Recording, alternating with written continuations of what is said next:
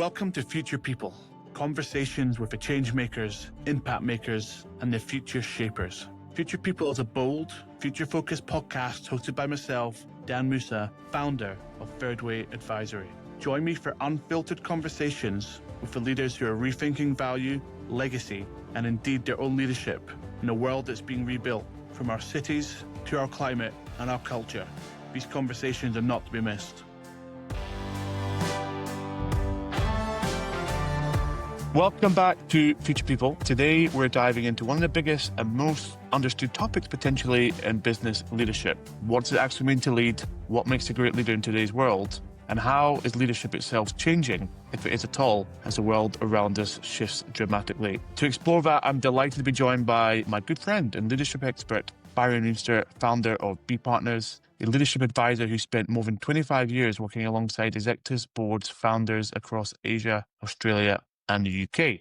Now, I know from my own experience, Byron's approach is refreshingly honest. He believes leadership starts with confronting the truth about yourself, your team, and the realities of the world you are operating in. It's not about models or buzzwords. It's about courage, compassion, and creating meaningful performance. Byron, how are you? I'm really well, Dan. That invitation and introduction makes me sound really impressive. Thank you. Well, you are quite impressive, and delighted to have you here today. Even more so, I think, because I know I've worked with you and we know each other well, so I think it makes the conversation even more interesting. But leadership is obviously an area of expertise for you. It's an area of passion as well. And there's so much on there about what is leadership. But in your own words, what is your definition of leadership? Yeah, I mean, like you said, it's an incredibly complicated and perhaps over-discussed topic. You know, in its simplest form, I talk about leadership at three levels: leadership of self, leadership of team, and leadership of enterprise. And I think, one of the big discussions has always been, what's the difference between management and leadership? And I was thinking about that a little bit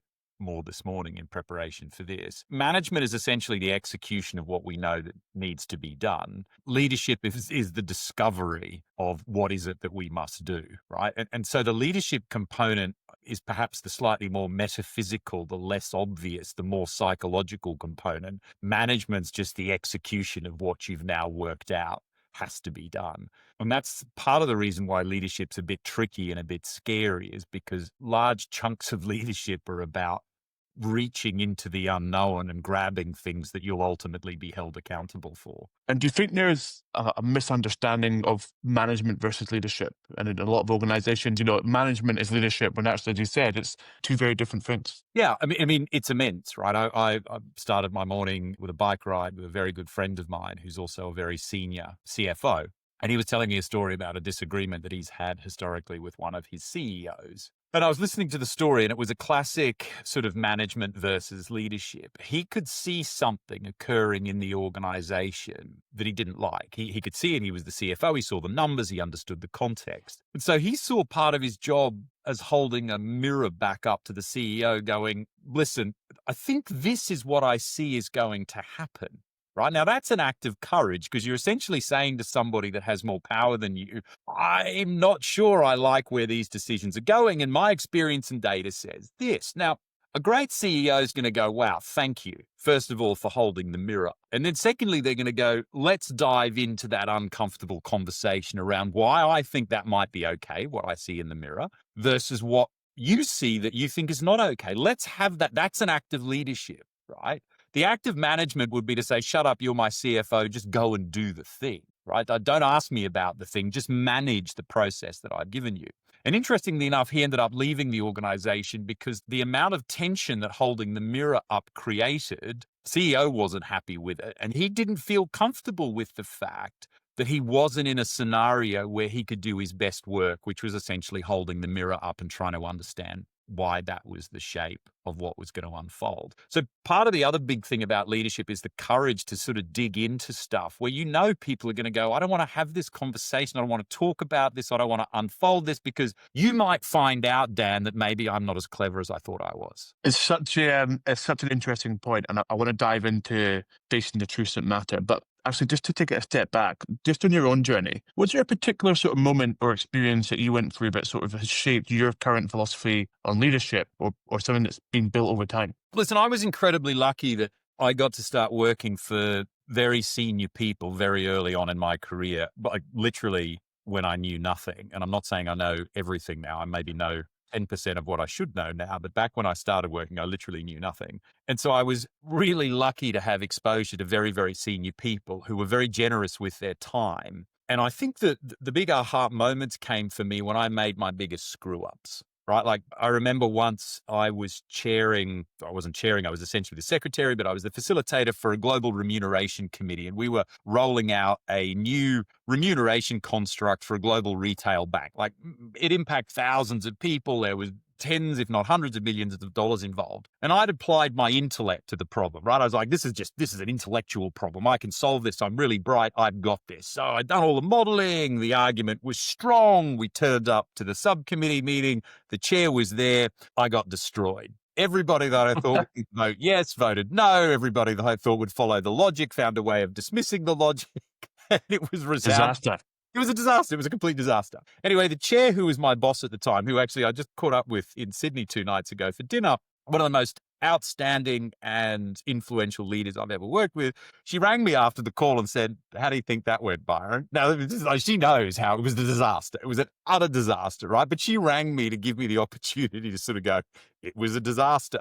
And I still remember to this day, the conversation around, well, what is it that you didn't do, Byron? And the reflection was, well, I presumed that intellect and logic would win out, but it rarely does, Dan, in the world of people and decisions. Right? It's like knowing the right thing to do is very different to helping other people get on the journey of why it might be the right thing to do. Right. So I learned from that. After that particular meeting, I went back and spoke to everyone and the participants of the meeting. I spoke to them about what they were looking for, what their challenges was. I adjusted the logical approach, not massively, but enough to take all that into account. And then next time, funnily enough, it got up. Right. So one of the big things that I've learned is that leadership and leading is rarely about being in an IQ sense or in the generalized intelligence sense, the smartest person in the room. Right. I mean, you think about one of the largest organizing principles in the world is religion, organized religion. Now, there is a lot to be said about organized religion and the value that it brings, but it's hard to demonstrate evidence, hard science evidence. So we'll hit a logic for a fact that a deity exists. And yet you've got billions of people on the planet that have organizing principles that extend from something there's no hard logic for, which just says belief in the ability to connect with people is so much more important than just sheer IQ or hard logic. And I think that's probably been one of my biggest learnings, is that being the brightest person in the room is sometimes actually probably one of the worst things you can be, because you're wrapped up in your own belief that intellect or logic. Being high EQ, right, being highly emotionally intelligent is actually a much greater predictor of leadership success than high IQ. So that's probably one of my big insights. It's fascinating because I feel often that it seems that many organizations, the leadership is the high IQ and not the EQ.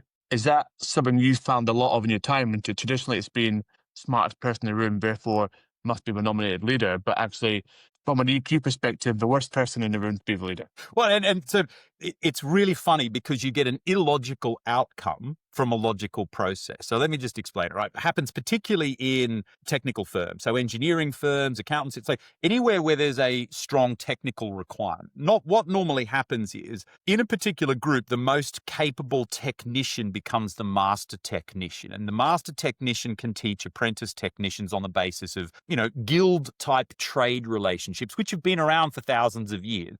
The best person to often teach a horseshoe maker, a blacksmith, is the master blacksmith, because they can make really good horseshoes, right? So in that sort of technical component where I'm teaching you to be a great technician, being the best technician is often seen as a proxy for being the best manager or best leader. Now, here's where it gets tricky, Dan, right? So we elevate our best technicians to the level of most senior technician. Now we end up with another jump, and that jump is I'm not just being the master of the apprentices. Now I need to be a master of a number of masters. I'm not teaching those blacksmiths how to be blacksmiths. Now I'm teaching those blacksmiths how to run their blacksmith shop. Now, that's a different skill set, Dan. That's an entirely different skill set. And rarely does somebody prepare me for that leap, because the presumption is to go from apprentice to master blacksmith, that curve looks like this. To go from master blacksmith to head of all blacksmiths, it must be a similar shaped curve, Dan. No,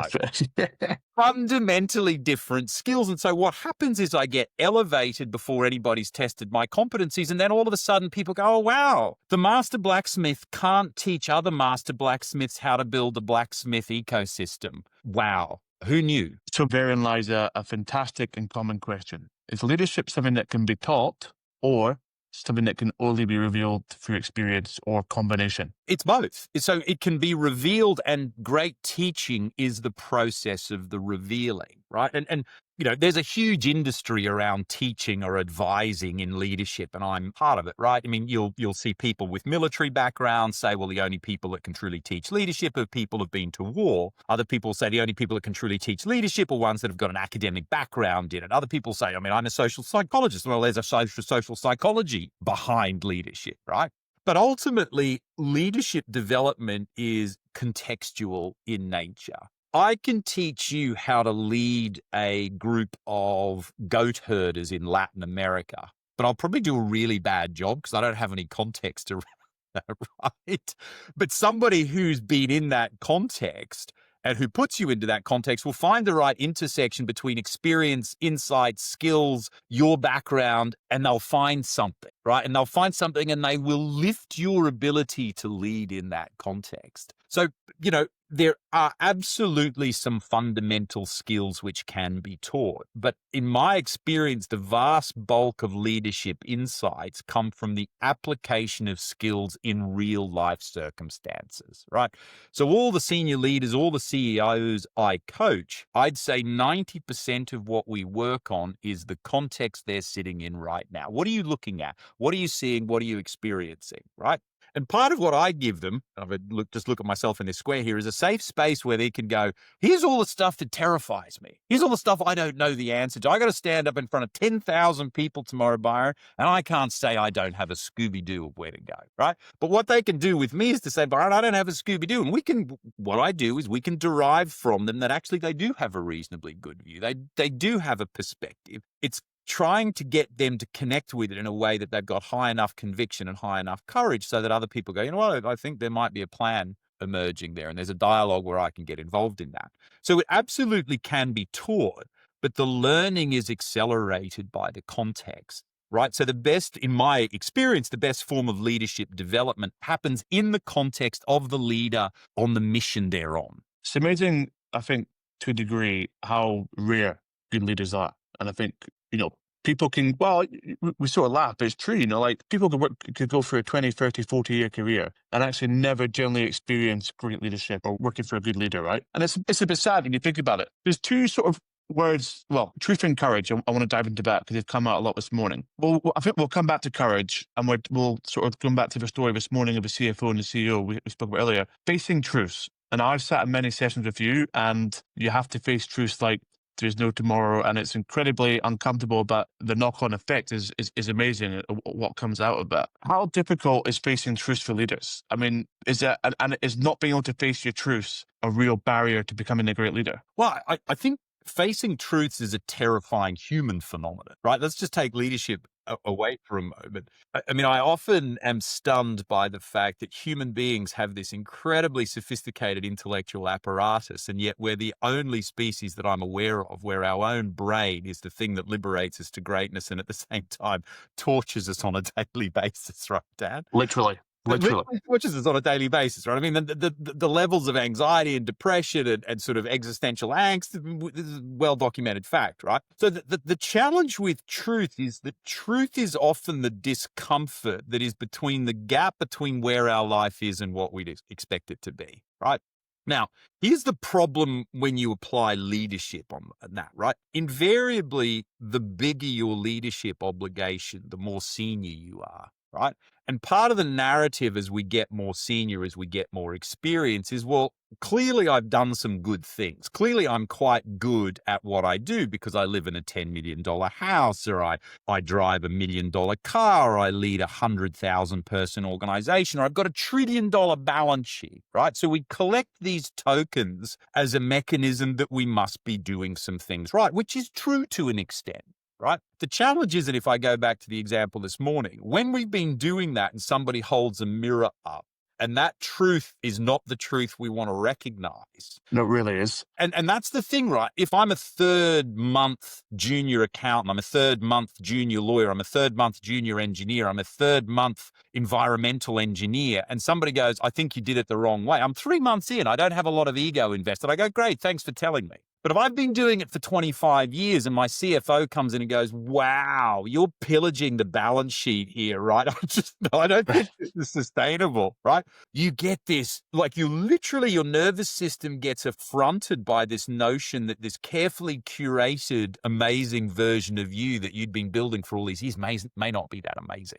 Right. So what the truth is both liberation, but it's also terrifying because it's an acknowledgement that we will to our very last day remain imperfect. Right. It doesn't matter how many organizations I've saved, how many millions of dollars I've made, or how many trillions of dollars of balance sheet I've collected. Most days I'm still doing some stuff wrong. I'm still doing some stuff badly most days. And what that mirror is that constant, hey, you've got room to improve. And so you want an ego that's healthy enough to get up again when you get knocked over, right? When the board or when the market says, oh, you messed this up. You need an ego healthy enough to stand back up again. You can't lie on the floor and cry. That takes courage as well. Yeah, you're right. That takes courage to get back up again. But you don't want so much ego that you shut off and go, well, I don't want to see the mirror because why would I see the mirror? Because I'm clearly the perfectly formed version of who I am, right? So we've got this really bizarre relationship with truth. And I mean, you will have experienced this with me. Truth is best done skillfully, right? So there's ways of sharing truth that is terrifying and confronting to the point where both my psychological and nervous system will just shut down. I'll be like, I can't, it's too much. And there's another way of taking me to the truth where I go, okay, I don't love it, but thank God you took me there in such a way I could finish the journey, right? And so the thing that terrifies me most about any team or leader I work with is when they don't want to hear or won't grapple with the truth. I've got a problem. That must be common. I was about to say that. Like, how many leaders, and you talk about ego, are sitting there and just the truth, they just cannot accept it. It doesn't exist. So think about me for a moment, Dan. I just don't end up working with those people because the first meeting they have with me, they just like, no way, the guy's a whack job. I don't want him, right? And the reason they think I'm a whack job is because I'm there with this big mirror going, do you want to talk about this? So very luckily in my trade, in the way that I choose my clients, is I get to work with people who are like, listen, I think I need the mirror. Great. That's what I do. I do some mirror work, right? So we do that. I'm worried when I see people that refuse to look in the mirror because then there is no other outcome but a bad one eventually. Maybe not tomorrow, maybe not next week, maybe not next year, but you're almost guaranteed if you refuse to look at the hardest of truths, it cannot end well for you. Looking in the mirror takes courage. If you take, and it's a hard one, you know, if you look at Australia's leaders or the world leaders, I'm going to guess that the number of leaders who are willing to look in the mirror or want to is the vast minority or actually the vast majority? It's a complicated question because what somebody might tell me in the privacy of a session versus what they manifest publicly, particularly in highly exposed organizations, I think differs. Right. So courage shows up differently in different contexts, right? I mean, we spoke about war leadership before. You know, courage in a war context means the ability to literally put your life on the line, right? Courage, CEO of a publicly listed enterprise, might be being prepared to tell the truth in front of a Senate estimates conversation that you know is essentially going to end your professional career, but might be good for the sector, right? Or might be enough to win the plaudits of your shareholders, but get you a censure by the private equity backers that are like whatever, okay? So I think most humans struggle with courage for the same reason they struggle with truth, because it deliberately invites discomfort. Right? Courage is basically saying, I choose the hard thing over the easy thing, right? So most people I work with have a form of courage. Most people I work with understand they have more courage available to them. Here's the tricky bit.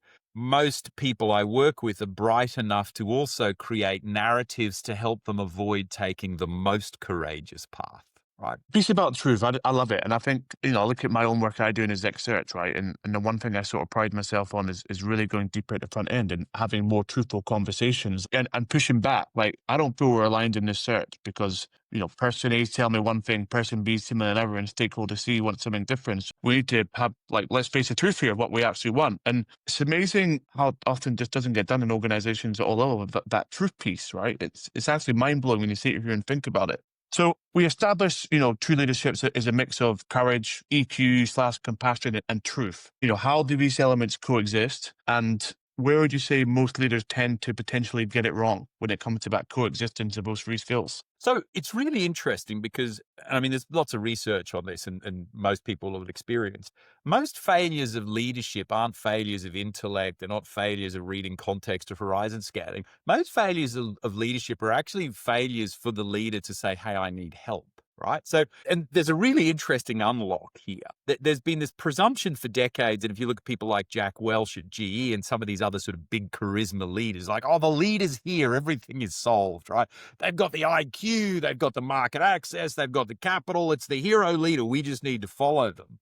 And it's actually a terrible form of leadership because it presumes that we just need a messiah, right? And then everything's fixed. Like, but that's not the way it works in the world, right? Some of the best leaders I've seen have gone, hey, the buck stops with me. I'm the CEO. And I love saying to my CEOs, the reason you've got chief in front of executive officer is because there's other executive officers. You just happen to be the one with the primary accountability. But because you're chief executive officer, it is also a reminder that there are other executive officers there. And so one of the big unlocks for leaders is actually the ability to say, hey, it's my accountability. I get it. The board will shoot me if we get it wrong. The board will shoot me if I send the boat in the wrong direction. So help me find the right direction. Help me be the best leader that I can be. Help me create the best strategy. Help me manage the balance sheet. Help me manage the stakeholders, the shareholders. Help me be a better leader. Right? So often that big thing is the humility and insight and capacity to go, I probably can't do it on my own because nobody really can. So what's a way here where I can sit with the accountability that I own it? I've got the conviction. I think that's the right mission and we're doing something meaningful, but I need your help. I need your help, my direct reports. I need middle management. I need everybody's help to get it done. And that's actually probably the greatest sign of strength to say, I need your help. I need help. I need help from a coach. I need help from somebody who can help me with public speaking. I need help from this advisor in sustainability or that advisor who's done work in this part of the world before, because I don't know the answers to that. And so often I see the greatest act of courage is to be able to say, I get it. I'm in the role. I'm driven. I want to do it. I want to do the thing. But the second thing I say after I say I own the thing is I need help to get the thing done. Sorry to interrupt this episode. Just a quick shout out to our sponsor, Thirdway Advisory, a talent partner for projects that shape our future. Thirdway helps visionary organizations in real estate development, critical infrastructure, and mega projects find leaders who deliver and stay.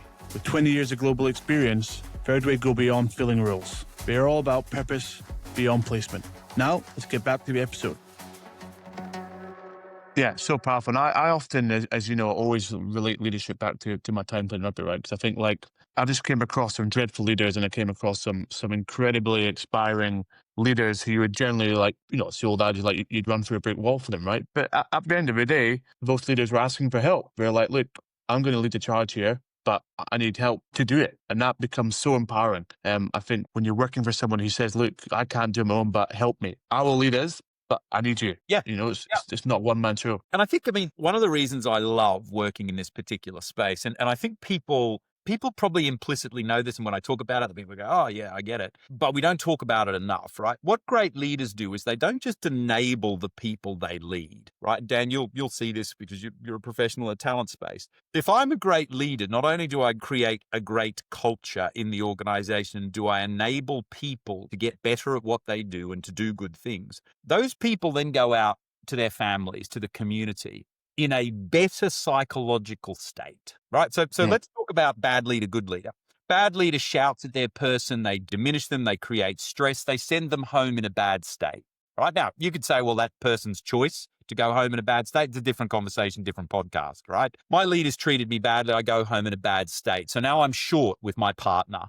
or I'm short with my children, or I spend all the hours of the night working till 3 a.m. to do something that didn't really need to be done, right? So now I've had an impact on my partner and my family and possibly my community, possibly the barbecue I go to, right? I am diminished by bad leadership. I diminish those around me through bad leadership, and it has this ripple effect. Well, good leader encourages me, lifts me up, inspires me. I go home, I'm enthusiastic, I'm present, I'm great for my family, I'm great for my community. Now I've got an accelerator effect across the people that I come into contact with, right?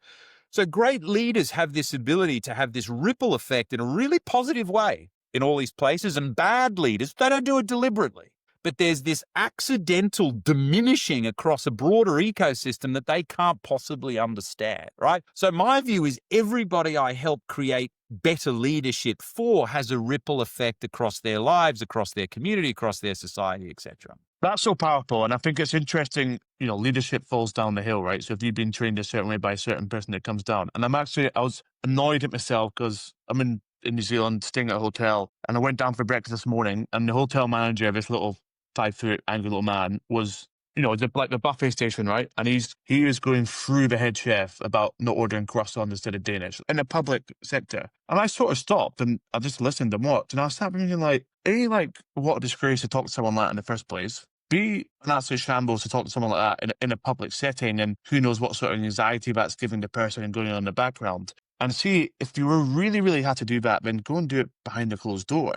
Yeah. And I was sat during breakfast, and the manager was sat having a meeting beside me, and I was like, I'm going to go and tell him, like, that's an absolute shambles and it's dreadful leadership. And I didn't. And I'm annoyed at myself for not doing it. And I actually think I might go and try and find him this afternoon. But it was that example, right? Like, that guy's, he's trying his best. Who knows what's going in the background? He's just been publicly humiliated over something ridiculous. Then I actually sort of reflected. I was like, well, I bet that hotel manager's, when he's first started out, he's been shouted at and bawled at. And it just becomes a cycle of bad leadership. Yeah. And listen, that's a fabulous observation, and I'll enjoy your wrestle with the conscious question of, do I go and talk to them or not? But I mean, the other thing we've got to take into account is the individual that was shouting what's going on in their life, right? So you're right. It may be environmental, it may be trained, but there may be some context there that we don't know about, right? There may be some pressure or some stress. And so, I mean, one of the things that it sounds really paradoxical that I work on with my leaders is also reminding them that none of this stuff really matters. Right. And, I often say to people, if you ever watch somebody from the emergency services turn up to what would otherwise be for all of us a crisis situation, a car crash,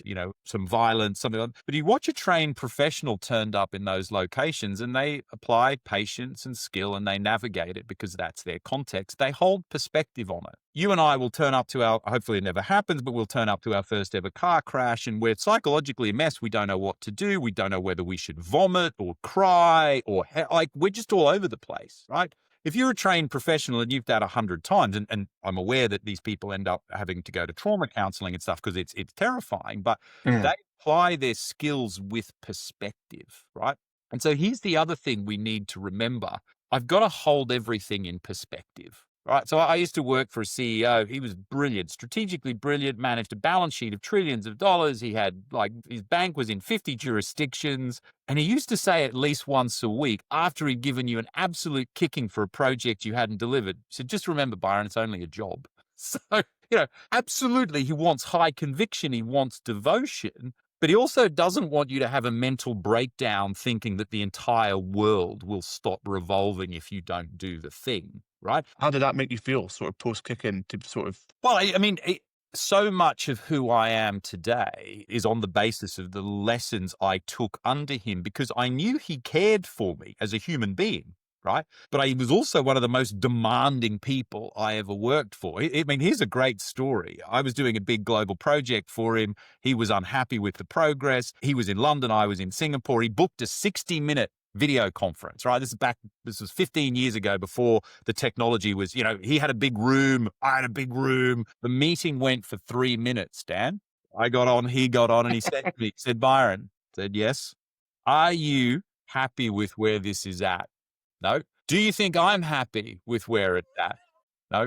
Okay. What are you going to... And I told him what I needed to do. And he said, right, goodbye. That was it. 3 minutes. That was it. Minutes. Like, he booked the 60 in case we needed it, but he just wanted to know that I acknowledged, and he needed to see me look into his eyes and know that he wasn't letting it go. So I canceled a holiday that I was due to go on, and I put my head down and I got the thing done, right? That I owed him. So he was a very demanding individual, but he's a perfect case of he also understood that ultimately we must hold these things in perspective. It's a really good sort of introduction to the next subject, right? Because, and it's something we've spoken about offline, right? Is I feel that the definition of leadership is changing, and I feel it has to. And we're entering a time where arguably there's always been challenges in every generation. There's been world wars or depressions, etc. But I don't feel never at once has there been so many at once, right? So you've got the Industrial Revolution, or the fourth Industrial Revolution, the digitization, climate's becoming more significant, geopolitical tensions, cost of living crisis, and you've actually got societal almost revolution. And it's interesting, the name forgets me, the Ray Dalio, the famous investor from the US, right, talks about these 80-year life cycles, or life cycle of a human being, and we're probably at the end of the one, and whenever there's the end of one, there's a new world order, right? And people sort of say, well, whoever wins the AI arms race will establish the new world order. And it comes back, it's an interesting piece, like leadership in the past was barking, shouting, demanding, getting shit done at all costs. It's changed. And I think it has to change, because I feel like leaders are going to get asked questions that they've never had to deal with before. Like, am I going to get replaced by AI? Like, if war breaks out next door in 2 weeks, which it probably could, like, how do we do it? So, and I know you think about it differently. I know you think it's changing. And I sort of said, well, look, are the skill sets changing, or are we simply seeing the same principles of leadership, but actually we're just adjusting them to the modern lens we live in? Yeah, so listen, I think it's a fabulous thing to reflect on. And I mean, anybody that says that they've got the answers lying, because we just cannot future, right? But I mean, I think, and you and I spoke about this briefly the other day, and I've been reflecting on it more since. I think there's two parts that are going to become really important over the next decade, 2 decades. You could argue they've always been important, but here's my view. Part of what leaders do is sense making. Right. And when I say sense making, I don't just mean the intellectual exercise of sort of doing the algorithm in our head and going that. Like, they have to sense make the market, the people, the context, there's a lot of sense making. Now, that's partially an intellectual, academic, experiential, psychosocial thing. But then the other part of it is, not only do I need to sense make, I need to galvanize groups of people around my conclusions of the sense making in such a way that they join me on that journey, right? Whatever happens in the world, there will be problems that we need to attend to. There'll be economic problems, there'll be geopolitical problems, there'll be technical problems, there'll be environmental problems. The world, because it's populated by humans, will always have problems, right? If there were no humans, there would be no problems, because... No, humans are dreadful. Well, we're a dreadful species. Well, but it's not even that. Like, the animal kingdom and the universe more broadly, there is no good, bad. There is no problem, no problem. There is no problem, no problem. There's just what is, right? Humans put this lens over things that says right, wrong, good, bad, problem, no problem, right? So as long as humanity is around, this question of problem will be there, because that's the way that we see things. Right.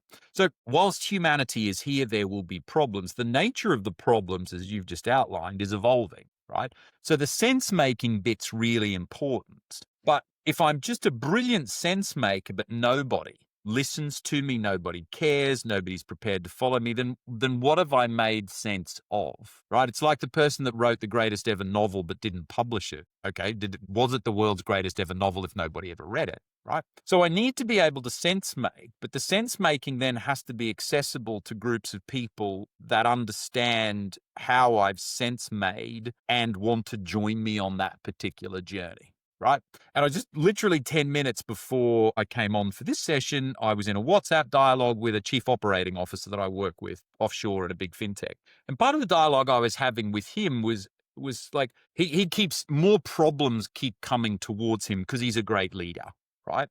And so what I'm trying to do is coach him. His job now is not to solve the problems. His job's to help everybody sense make what are the problems. But then it's to also go, and who do I allocate in such a way that they will follow me or us on our allocation and prioritization of those problems? So it's both those things. It's the sense making, but it's also the followership. Do you agree that this is a problem that needs to be grappled with? Do we agree that this might be a set of organizing principles to go after that? And do you like my articulation of the problem and how we go after it in such a way that I might choose to follow you? Because I think that's the other thing. And this is maybe less an AI thing and more a sort of an access to information, right? Other than if you're living in a totalitarian state that locks down access to the internet, you've got greater transparency around information than we've ever had at any time in history, right? Which means people are now more capable of choosing, do I follow the king in the red hat or the queen in the blue hat, right? Do I choose to back this asset class or that asset class? Now, some of that comes down to logic, but also, Dan, a lot of that comes down to just, well, these are the beliefs that I hold and the followership choose to allocate, right? So you've got to take all that into account, that people are less likely to be driven into or convinced through ignorance or a lack of choice than they have at any other stage in history. It's now more likely to be, I'm a bit more informed now, and I choose your pathway of sense making and leadership over another. So there's no doubt, therefore, that we're living in a time where people expect more transparency and equally more empathy at the same time. As a leader, one of the great challenges is being able to balance vulnerability with authority. What's the key to success in doing that? Is there one? Yeah, so I mean, authority is an interesting word because it often invokes sort of an iron fist or, we're going to do it this way. Authority can also be the ability to help people, like, let's go back to the mirror, like the ability to help people see the truth, right?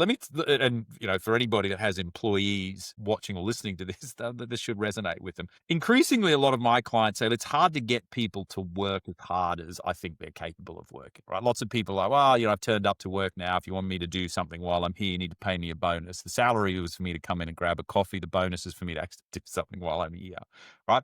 That sense of authority that you're talking about, I don't think authority is going to... We know for a fact through the science that terror, fear, authority certainly creates responses in the short term, right? Anybody that's ever parented, you'll get a short-term response if you use threats for your child, right? That's an authority response. It's not a great mechanism over time because you develop a response to either fear and therefore don't bring your best, or learn a way of distorting or avoiding it, right? So my version of authority is this. Great leaders help people understand that the bigger the load that they carry, the more they develop, right? Now stick with me on this. It's a slightly complicated notion. The rational thing to do is to get as much as you can by putting in as little effort as possible. That's economically rational. It's also, in some senses, humanly rational. I will get as much from the world as I can by giving as little as possible. I hate that notion, right? I prefer your notion of elite sports, which is I will get the best out of myself by loading myself at an optimal level. Now, I use the word optimal here, right? Not overload, because that breaks us and we move out of that zone where so I load myself optimally, I recover optimally, and I get the optimal version of myself. Authority in a sort of contemporary leadership context is not how do I force my people to do more work? How do I help them understand that the harder they work, the better they will go in life, right? Pretending to be busy and actually only doing a 40% day not only steals from me as your employer, as your leader, or as your organization, more importantly, it steals from you, right? Because ultimately, if I can find an 80% day or a 90% day or a 100% day, and I keep loading those days up, I become the best version of myself over time. Although if I have a whole bunch of 40% days, I feel clever because I've essentially stolen from my employer and still been paid the same. I underinvest in myself because I miss the compounding effect. So my view of authority here is, how do you encourage, invite, promote, provoke people to bring their very best without using threat? And it's way more powerful, right? I've worked for a guy who was just like basically shouting at him every day and threatening him every day, and it was like, I was miserable, right? And did you get optimal performance? Absolutely not. You just got mad anxiety about what was going to come down the phone that day. There's a nice thing there about optimal performance. And again, towards elite sport, most elite sports people have a real sense of purpose, and that's what drives them, right? And it's consistent. It might be to get to a World Cup in 4 years, to be a world champion at the Olympic Games. I think something we see a lot of, and you'll know more than me, is often leaders probably lose their sense of purpose at certain points in their career, right? For whatever reasons. So if you're a leader who's sitting here and you're thinking, yeah, I have lost my sense of purpose. This isn't why I set out to be, an accountant, a lawyer, whatever it is. How can we help reconnect purpose? Reconnect leaders to purpose when we've lost their way a bit. Yeah, I think it's a fabulous question. And I mean, I also think it's a much more universal phenomenon than perhaps just the occasionally lose. I mean, most True. humans at some stage on any given day will lose their sense of purpose in any given day. Multiple times for some. You wake up at 5 a.m. and think, I need to go to the gym. And then you go, oh, why am I even on the planet? Right. So, I mean, it's interesting because, again, the more senior we get, the more embedded the belief of those around us is that we are so purpose driven and so high conviction and so resilient that we must be unstoppable. Right. So, leaders need to find the safe spaces to reflect and self interrogate or reflect and jointly interrogate, why am I here? Right. Now, for CEOs that have terrible boards, right? And I often, and anybody that I work with heard me say this, I always say that CEOs get the boards they deserve, right? What I mean by that is that CEOs that show up as victims of bad boards say, well, I have the board and I am a victim of that board. Now, my view is, if you want a better board, work on getting a better board. And even if you've got a great board, work with that board so that they're even better, right?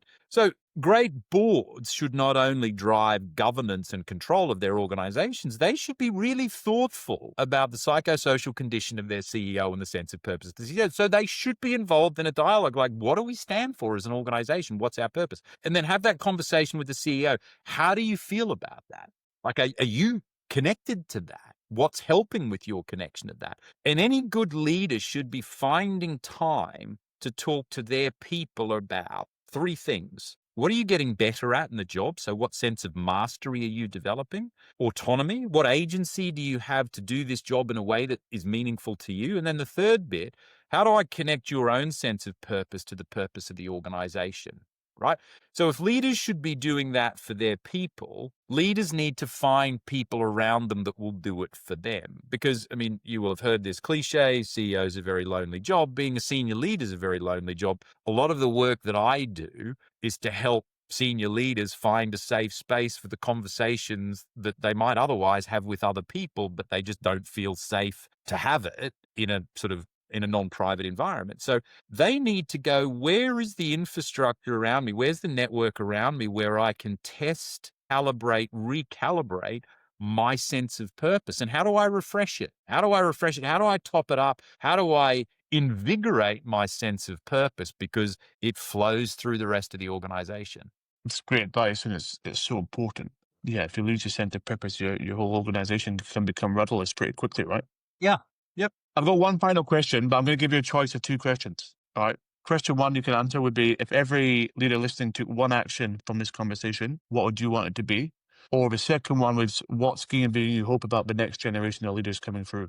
Oh, I'm going to go for the first question if I can. Please. Right. And so if every leader can do just one thing off the back of this, and I love it because I think I hate the term hacks. All right. As a life biohack, this is almost the closest thing you get to a leadership hack. Dial up your listening. Right. So the challenge with leadership is invariably you've got suitable power, skills, balance sheet, capability, resources to do more and say more. I want you to listen more. Right? Because the more you listen, the more curiosity you can manifest. Not only will you learn more, but you'll unlock more about the world around you, your people, the context, your board, your stakeholders. Just listen more. And I don't mean performative listening, where you're pulling the face of somebody who's listening while you scroll through your to-do list. I mean deeply immersed whole of psychology listening. Right? Listening is the greatest and most underrated leadership skill that I've ever observed. So that's it. Listen. Let's all go out and be more. far better listeners. Just listen more. If you listen this much, double it, right? I love it. Well, that's the lesson for today, definitely. So, Barry, this has been awesome. I can't thank you enough for your time and sharing your thoughts. This episode could go on for hours and hours and hours and hours. So we will come back and we'll do more for sure. In the meantime, if anyone's listened to this and if this things has resonated or they want to pick your brains on, what's the best place to find you? LinkedIn, the website? We can add some links to the description. I have zero social media presence deliberately other than LinkedIn. I'm not particularly active on LinkedIn or on any websites. But yeah, I mean, all my work comes to me via advocacy. You're an advocate of mine, Dan. So if people reach out to you, they can reach out to me or they can find me on LinkedIn. And listen, it's been an absolute pleasure. I am happy to talk to anybody about questions of leadership. And I know how devoted you are to the question of leadership. So I'm absolutely delighted to have had this dialogue today with you, Dan. Thanks, my man. Much appreciated, Byron. Cheers. My pleasure. Thank you. Thanks for listening and hope you enjoyed that episode of Future People. I've been your host, Daniel Musa, and this has been brought to you by Third Way Advisory. Please make sure you like, follow, share and subscribe wherever you get your podcasts, and I look forward to seeing you next week for another intellectual and engaging conversation.